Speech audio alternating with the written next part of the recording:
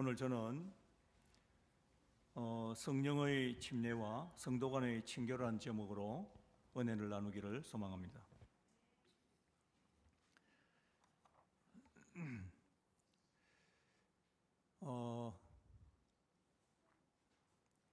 PPT 준비를 아주 열심히 잘했는데 어디에 저장되어 있는지를 찾을 수가 없으므로 여러분들의 영안을 이용해서 저 화면을 주시하시길 바라겠습니다. 성도 여러분, 지난 한 주일 주님의 은혜 아래서 잘 지내셨죠? 저는 지난 일요일이 며칠인지 아시죠?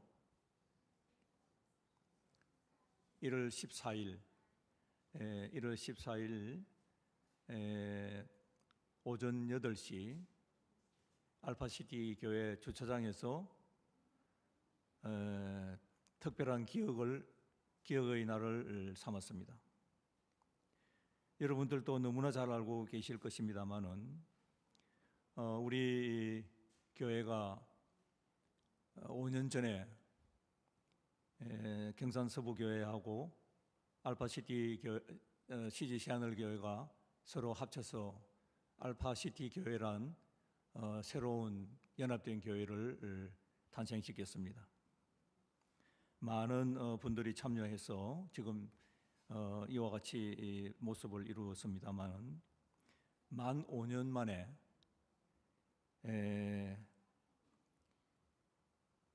저는 2000년 전에 예루살렘 초대 교회의 핍박으로 인해 가지고 많은 그리스도인들이 예루살렘을 떠나서 시리아로 도주하고 해서 시리아의 수도 안디옥에 안디옥 교회를 만들었죠. 거기에 초대 목회자로 바나바를 세우고 바나바가 또 사도 바울을 발탁하고 그런 사실들을 우리가 성경의 역사를 통해서 잘 알고 있습니다. 그 안디옥 교회에서 사도 바울과 바나바를 위시한 선교사들을 소아시아로 해외에 선교를 위해서 파견하는 그런 일이 있습니다. 저는 지난 1월 14일 오전 8시에 그러한 사항을 머리에 떠올렸습니다. 정말 사도 바울과 바나바를 그리고 누가를 위시해서 몇 명의 조력자들을 파견하는 그 안디옥 교회가 2000년 후에는 알파시티 교회에서 21명의 우리의 선교사 7명과 또 타 교회 14명을 합쳐서 21명의 선교사들을 산타크루즈 민다나오 섬 필리핀에 있는 민다나오 섬 산타크루즈 교회 지역으로 선교사를 파견했습니다. 선교사 파견한 것은 그냥 막연하게 해외 선교 여행을 하자 이렇게 해서 결성된 게 아니고 작년 9월서부터 계획을 세웠습니다. 목사님과 김상태 장로님, 이상혁 장로님, 정경철 집사님, 김영임 집사님, 이연숙 성도, 제레미야 집사, 김미진 어린이, 그리고 다른 타교회 선교사 14명, 그렇게 우리 교회에서 두서너 차례 결성대회도 열고 파견하기 마지막 예배도 우리 교회에서 드리고 했습니다. 그때 저는 그런 결성대회 때 제가 참석할 기회를 얻었습니다.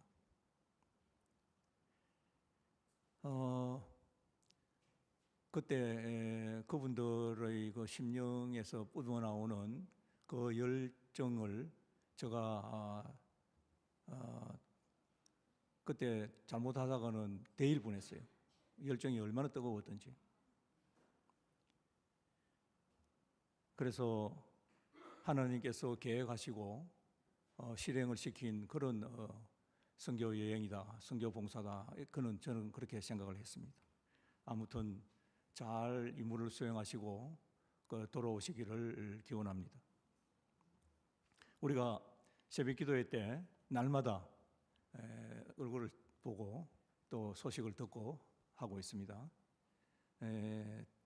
여러분들도 아침 6시부터 시작되는 새벽기도에 15분 정도에서 들어오셔도 상관없어요.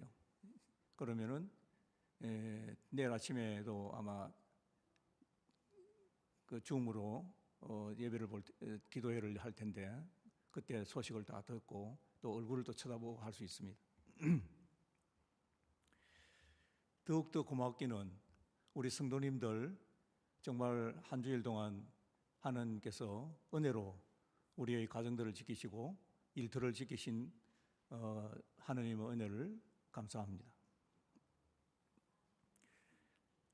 성도 여러분, 2024년 새해가 밝은 지 이제 3주째가 되었습니다. 올 한 해 어떤 계획을 세웠습니까? 그리고 실행은 잘 되고 있습니까?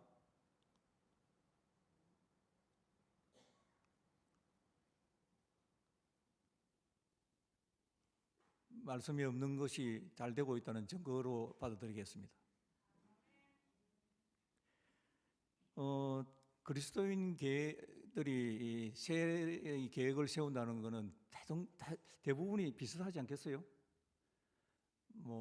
성경 말씀을 어느 정도로 열심히 보고 기도회를 얼마나 열심히 하고 교회를 얼마나 열심히 나가고 각종 헌금을 잘 내기를 내가 결심하고 그런 범주 내에서 다르게 특별하게 두드러지는 게 있을까요? 다 비슷할 것 같습니다. 그런데 저는 오늘 제 기도 제목을 하나 소개를 하겠습니다. 우리 알파시티 교회 성도님들이 성령 안에서 서로 참 교제를 나누는 그런 우리 교회가 되도록 모임을 갖기를 기도하기가 제목입니다. 그래서 어떤 장소에서 기도의 제목을 요청하더라도 저는 이 기도로 기도할 예정입니다. 그래서 1년 후에 어떤 하나님께서 응답을 주시고 우리의 모습이 기도의 응답을 받은 모습인가를 저는 바라보기를 원합니다. 제가 성령의 침례와 성도 간의 친교라는 제목으로 말씀의 은혜를 나누겠다 그렇게 말씀을 드렸는데 성령의 침례와 성도 간의 친교 활동에는 어떤 관계가 있을까요? 아마 서로 불가분의 관계가 있습니다. 왜냐하면은 성도들이 그리스도의 장성한 분량이 충만한 데까지 이르기 위해서 성령의 침례와 성도 간의 친교 활동은 두 축을 이루고 있기 때문에 그렇습니다. 성령의 침례는 친교 모임의 멤버들에게 특별히 필요하고 이는 하나님께서 의도하신 친교 모임이 그 역할을 수행하기 위해서 꼭 필수적이기 때문에 그렇습니다. 우리는 이것을 그리스도와 제자들의 경험에서 바라볼 수 있습니다. 제자들이 3년 반이나 예수님을 따라다녔죠. 그리고 예수님께서 가르치시는 그런 모든 것들을 배우고 그렇게 익혔습니다. 그런데 마지막 6월절을 예루살렘 성에서 지내기 위해서 마지막 6월절을 갈릴리 지역에서부터 내려와 가지고 예루살렘 성으로 들어갑니다.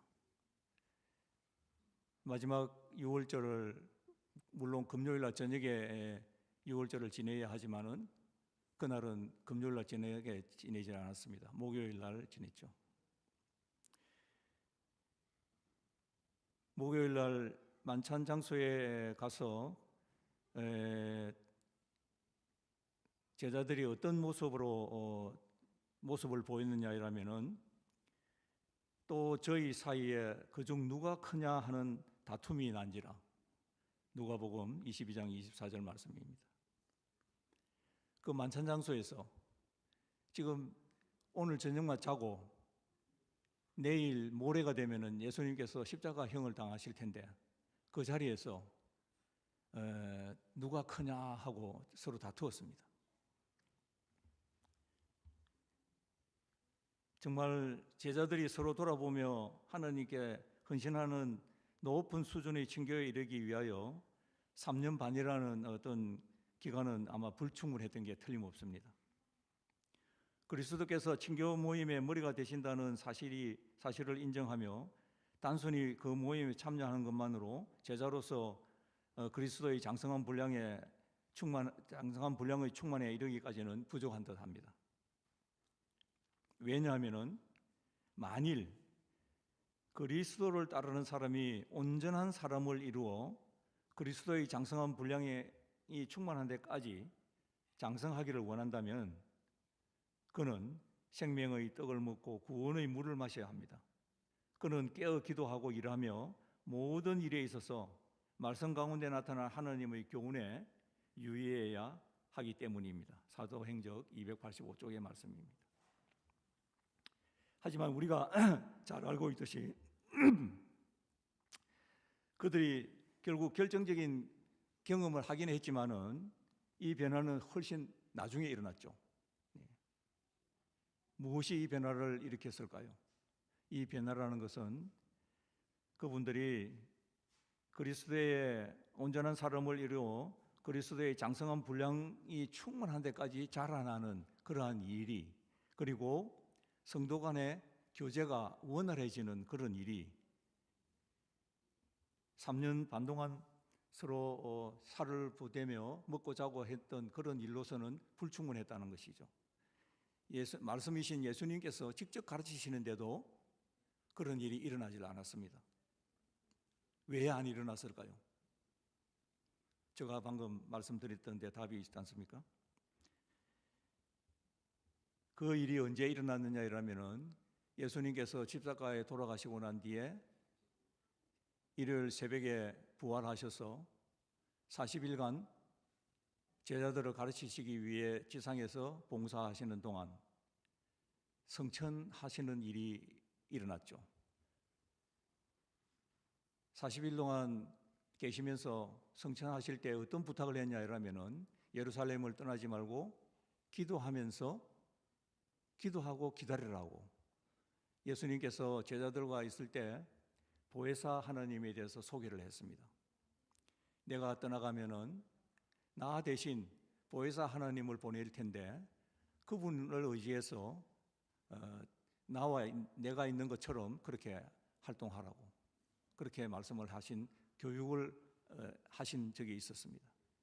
당연히 제자들은 잊어버렸죠. 그렇게 성천하시고 난 뒤에 열흘 뒤에 어떤 일이 일어났습니까? 우리는 그걸 오순절이라고 합니다. 오순절 성령의 대강림이 일어났죠. 그날 이후로 사도들과 그 자리에 모여있던 모든 신자들은 하나님께서 원하시던 참된 그리스도인 친교에 들어가게 되었던 것입니다.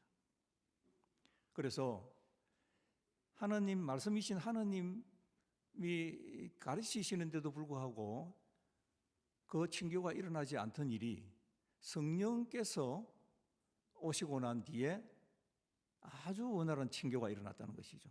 친교의 현장이 어떠냐 하면은 사도행전 2장 42절로 47절까지의 자세히 소개가 되어 있습니다. 저희가 사도의 가르침을 받아 서로 교제하며 떡을 떼며 기도하기를 힘쓰고 날마다 마음을 같이하여 성전에 모이기를 힘쓰고 집에서 떡을 떼며 기쁨과 순전한 마음으로 음식을 먹고 하나님을 찬미하고 온 백성에게 찬송을 받으니 주께서 그렇게 말씀과 또 친교를 잘 하니 하나님께서 어떤 복을 내리셨냐면은 구원을 원하는 사람들을 날마다 증가하게 했다는 것이죠. 하루에 성경의 말씀에 기초하면은 5천 명씩 성장했다고 그렇게 나와 있습니다. 우리는 오순절 성령 강림 후에 성도들 간의 참 교제가 일어나는 것을 확인할 수가 있습니다. 결국 성도 간의 참 교제는 성령께서 함께 하셨느냐 하지 않았느냐에 가름이 난다고 이야기할 수 있겠죠. 조금 전에 말씀드렸습니다마는 3년 반 동안이란 말씀의 주체이신 예수님과 함께 생활했는데도 불구하고 그 문제를 해결할 수 없었던 것이 오순절 성령 강림으로 그 문제가 단순간에 해결됐다는 말입니다. 네. 여러분들 어떻게 생각하십니까?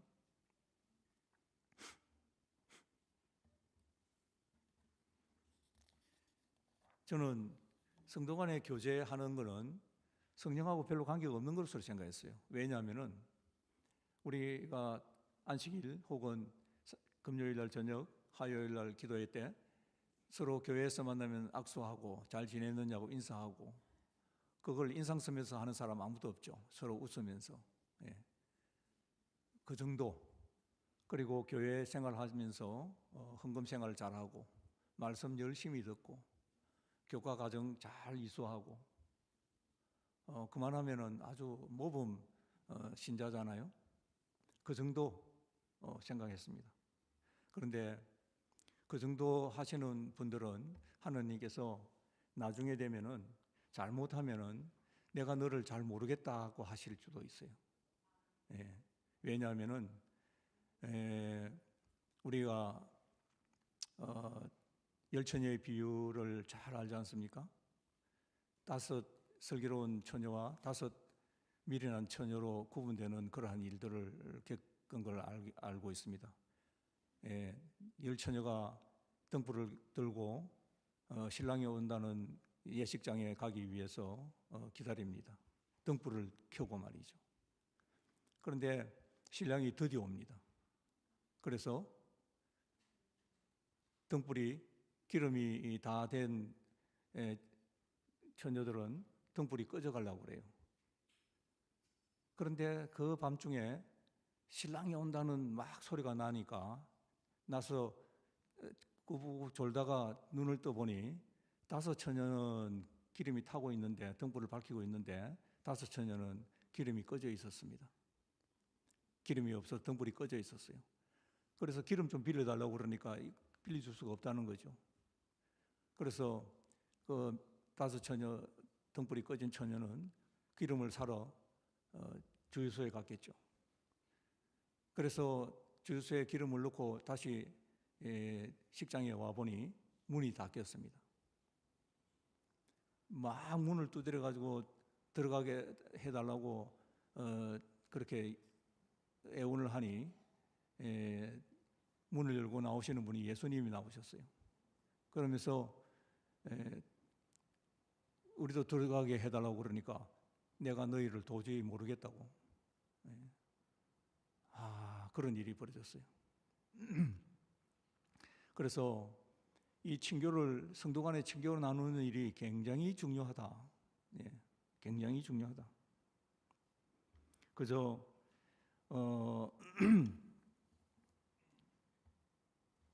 그저 아는 정도로 인사하고 하는 그런 정도가 성도 간의 친교를 나누는 일은 결코 아니다라는 사실을 저는 깨닫게 되었습니다.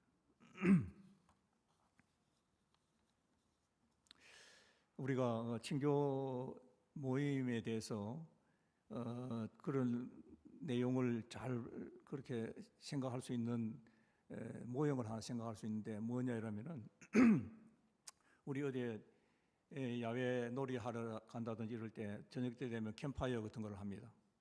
그러면은 거기에 모닥불을 피워놓고 빙 둘러 앉아가지고 앉거나 서서 노래를 부르거나 서로 친교를 나누죠. 그럴 때 불이 다 꺼져 가려고 하면 어떻게 할까요? 서로 장작을 넣든지 이런 식으로 해서 그 불을 다시 피웁니다. 불이 꺼지지 않도록 돌보면서 말이죠. 그래서 불이 꺼지지 아니하도록 계속 피우는 일이 중요한 것이죠. 이러한 예가 그리스도인 친교에서 중요성을 보여주는 그런 예라고 할 수 있습니다. 꺼져가려 하는 불을 계속 피워야 되죠. 누군가 기름을 계속 갖다 넣고 장작을 넣고 불씨가 꺼지지 아니하도록 그렇게 해야 한다는 것이죠. 어쩌면은 그런 일들을 우리가 앞으로 우리 교회에서 행할 소그룹에서 그런 일들을 우리가 경험할 수가 있을 것입니다. 모두가 이 자리에 앉아 계시는 분들은 다 리더가 될 분들이기 때문에 항상 기름을 준비하는 그런 리더가 되어야 될 것입니다. 성령 충만함을 입은 성도들이 그들의 삶에서 성령의 불길이 꺼지지 않게 하려면은 먼저 하나님께 성령을 계속 부어주기를 구해야 하죠. 그리고 이에 못지않게 중요한 것은 성령의 충만함을 입은 동료 신자들과 계속 친구를 유지하는 것입니다.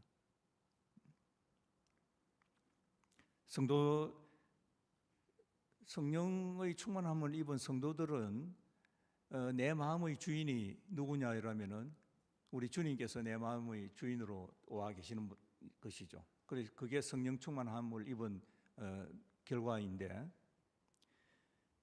예수님이 주인이 되셨기 때문에 예수님이 누구 잘못을 험담하고 소곤소곤 되겠습니까?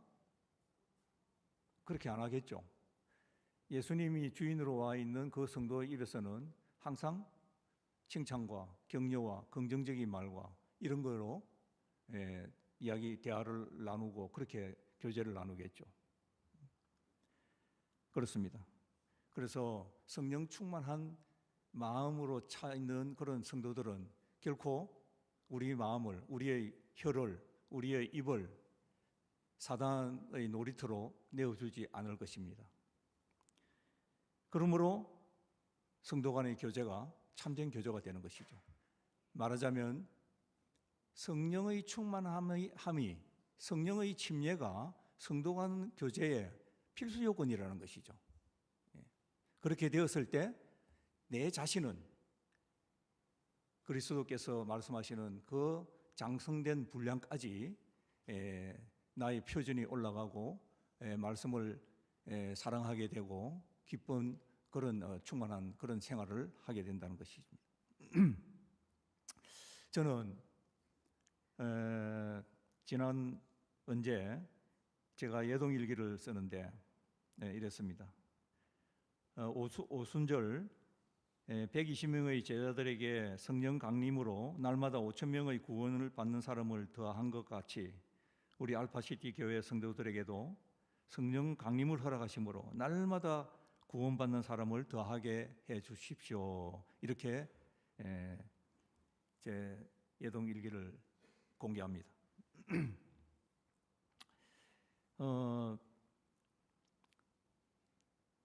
120명이 5,000명을 날마다 그 성령 충만함을 입은 120명이 5,000명을 하루에 모았다면은 어떠세요? 우리는 100명이 한 4,000명 정도 되겠죠? 야, 그러려면 이 자리에 있기 곤란합니다. 다른 곳으로. 최초의 제자들에게 글을 하셨던 것 같이 오늘날에도 성령의 허락은 우리의 것이다. 정언보감 상근 210쪽에 있는 말씀을 소개합니다. 하나님께서는 오순절날에 구원의 말씀을 들었던 자에게 주셨던 것처럼 오늘날도 그 말씀을 듣는 남녀들에게 하늘의 능력을 주실 것이다. 지금 바로 이 순간에라도 하나님의 성령과 그의 은혜가 이를 요구하는 자와 하나님께서 말씀하신 것을 그대로 믿는 모든 자들을 위해서 기다리고 있다. 엘렌 화이트 여사가 이렇게 영감의 글을 남겼습니다. 지금 당장 내가 원하기만 한다면은 성령 하나님을 하나님께서 선물로 주시겠다는 것이죠. 요구할 성도님들, 요구하실 분 많이 계시죠? 아멘. 저는 조금 전에 어떤 말씀을 드렸냐면은 성령 충만함이 성도 간의 교제에 어떤 영향을 미치는가 하는 것을 말씀드렸습니다. 그래서 성도 간의 교제의 필수 요건이라고 그랬죠. 네, 필수 요건이라고 그랬어요. 그래서 성령 충만함을 받지 않는 분들은 먼저 받고 친교회에 들어가야 된다. 네, 순서를 따지면 그럴 것 같습니다. 잘못하면은 성령께서 자리하시는 내 마음에 내가 주인이 되어버리면은, 잘못하면은 사단이 와서 속삭일 때 내 마음을 사단한테 넘겨줄 수가 있어요. 그렇게 되면은 내 입을 통해서 사단이 주장하는 말이 막 튀어나올 수가 있습니다. 그렇게 되면은 친교가 깨질 수가 있겠죠. 자, 그러면은 성령의 침례와 늦은 비의 관계는 어떨까요? 우리 너무나 잘 알고 있는 사항입니다. 이른 비 성령, 이것이 곧 성령의 침례입니다. 곧 성령의 침례는 신자들의 삶에서 매일 새롭게 반복되어야 할 필수적 경험이다. 왜냐하면 이른 비 성령이 없이는 아무라도 늦은 비 성령의 혜택을 받을 수 있는 지점까지 성장될 수가 없고, 그 결과 마지막 대환란과 그리스도의 재림을 위해 준비될 수 없기 때문이다. 우리가 이거 너무 잘 알고 있죠? 그죠? 많은 사람들이 이 시점에 이 점에서 오해를 하고 있다. 자, 무슨 오해를 하고 있냐면요, 많은 신자들이 그들을 애워싸고 괴롭히는 죄와 영적 나약함에서 벗어나 승리하는 삶을 위해 필요한 것이 늦은 비 성령의 역사라고 믿고 있다는 거예요. 이 말씀이 무슨 말씀이냐 하면요, 제가 이른 비 성령을 받았어요. 그러다가 조금 느슨해져 가지고 교회 생활하는데 일반적인 생활을 너무 열심히 하다 보니 좀 잘 못했어요. 하느님 말씀도 잘 못 보고 말이죠. 그래서 이른 비 성령은 경험했는지 모르겠지만은 그렇게 해서 물의 침례를 받고 난 뒤에 그렇게 생활을 했어요. 예수님 재림할 때 한 열흘 혹은 한 1년 전 정도에 열심히 교회 다니고 또 친교도 열심히 하고, 그래서 구원 대열에 내가 들었으면 안 되겠나, 이제 이렇게 생각을 한다는 거예요. 그때 늦은 비 성령에 의해서 내가 그렇게 혼련이 변화될 수가 있다는 것입니다. 이렇게 믿고 있다는 거예요. 그 말씀이 옳은 말씀일까요? 틀린 말씀일까요? 틀린 말씀입니다. 틀린 말씀입니다. 왜 틀린 말씀일까요?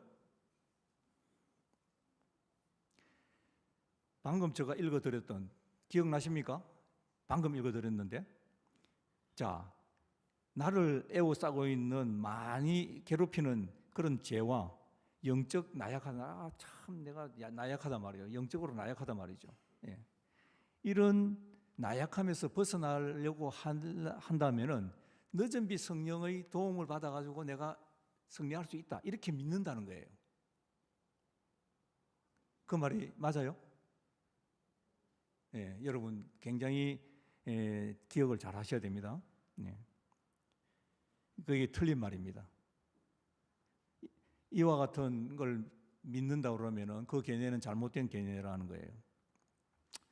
화인 여사의 경고를 제가 읽어드리겠습니다. 또한 나는 많은 사람들이 환난의 때에 대제사장이 성소에 없는 상태에서 주의 면전에서 살 수 있도록 되어야 한다는 것을 깨닫지 못하고 있는 것을 보았다. 살아계신 하나님의 인을 맡고 환난의 때에 보호함을 받게 될 자들은 예수의 형상을 충만하게 반사하여야 한다. 나는 많은 사람들이 그렇게도 필요되는 준비를 게을리하면서 자기들이 주의 날에 설 수 있게 해주고 그의 면전에서 살기에 합당하게 해줄 늦은 비와 새롭게 되는 때를 기다리고 있는 것을 보았다. 나는 너무나 많은 사람들이 환난의 때에 피난처를 가지지 못하는 것을 보았다. 그들은 필요한 준비를 게을리 하였으므로 모든 사람들로 하여금 거룩한 하느님 앞에서 살 수 있게 해주는 새롭게 함을 받을 수 없었다. 초기문집 71쪽에 있는 말씀입니다. 오늘 집에 가셔가지고 초기문집 71쪽을 꼭 좀 점검하시길 바라겠습니다. 초기문집 71쪽이에요. 이 말씀이 무슨 말씀이냐면요, 나중에 은혜의 시기가 끝이 나면은 우리 홀로 써야 된단 말이에요. 그렇죠? 지금 현재로는 내가 잘못한 게 있고 그래도 회개할 수 있는 우리 주님이 대제사장으로 계시는 하늘 성소에 은혜를 베풀고 계시기 때문입니다. 그런데 성소에서 지성소에서 이제 은혜의 임무를 다 마치시고 주의 때를 맞이하기 위해서 그쪽에서 나오실 때, 그렇게 되면은 대환란이 온다는 거예요. 대환란이 왔을 때는 은혜를 베풀 분이 내 주위에 아무도 없는 거예요. 지금 현재로는 내 등 뒤에서 나를 보호해주고 계시는 분이 있잖아요. 그래서 웬만큼 잘못해도 하나님의 은혜로 내가 보호를 받을 수가 있습니다. 은혜의 시기가 끝이 나면은 내 홀로 나의 신앙, 나의 믿음 그거 하나만 가지고, 성결된 나의 믿음을 가지고 그냥 모든 악과 대적을 해야 된다는 것입니다. 그때 살아남을 자신이 있을까요?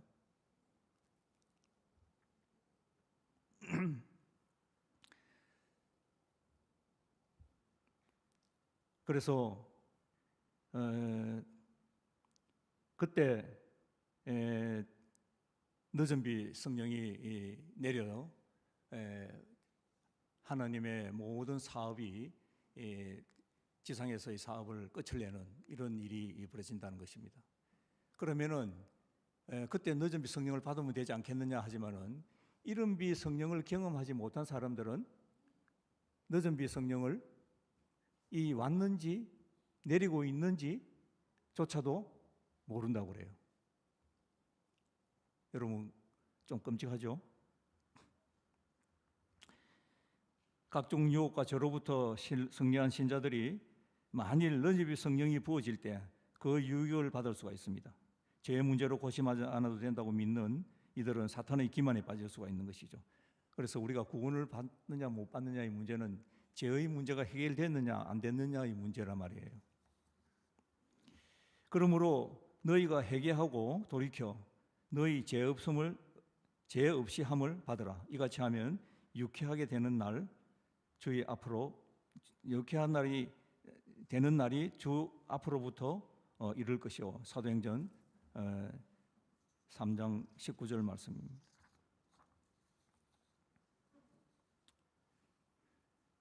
하인유사의 초기문집 같은 페이지에 있는 말씀을, 또 다른 말씀을 한번 읽어보겠습니다. 어느 누구도 저지르기 쉬운 모든 죄와 기만과 이기심과 세상을 사랑하는 마음과 모든 옳지 못한 말과 행동을 극복하여 승리를 얻지 못한다면 그들은 결코 새롭게 함을 얻지 못할 것을 나는 보았다. 이른 비 성령을 받지 못한 사람은 늦은 비 성령을 받을 수 없다라는 말입니다.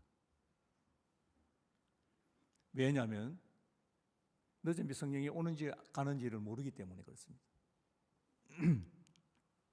이것이 현재로서는 불가능한 것처럼 보일 수 있지만은 관건은 유혹을 극복하는 비결을 배우는 것입니다. 이 비결이라는 것은 예수님을 모셔들어 우리 안에 거하게 함으로써 그가 이룩한 승리의 경험을 우리의 승리로 삼는 것이죠. 이게 이른 비 성령의 경험인 것입니다. 참 쉽죠? 제가 지금 말씀드리는 거 지금 따라오고 있습니까? 네. 그래서 이른 비 성령의 침례로 말미암아 충분한 성령을 경험하지 못한 신자들은 늦은 비 성령이 내릴 때 그것을 인식조차 못할 것이다.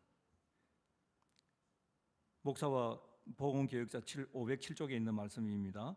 우리가 실제적인 그리스도인 덕성을 구현하는 일에 날마다 전진하지 않는다면 우리는 늦은 비 때 성령의 현실을 인식하지 못할 것이다.